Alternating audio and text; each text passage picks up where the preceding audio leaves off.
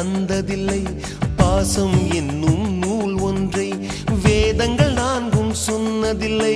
எங்கள் கதை போல் வேறொன்றை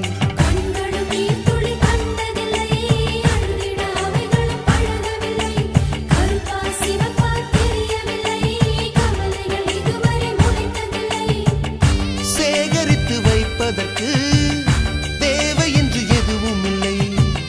இறைவனுக்கும் எங்களுக்கும் இடைவெளிகள் இருந்ததில்லை. நிலவுகள் சேர்ந்து பூமியில் வாழ்ந்ததே அது ஒரு பொற்காலம். அவரவர் வாழ்க்கையில் ஆயிரம் ஆயிரம் மாற்றங்கள். அந்த நினைவுகள்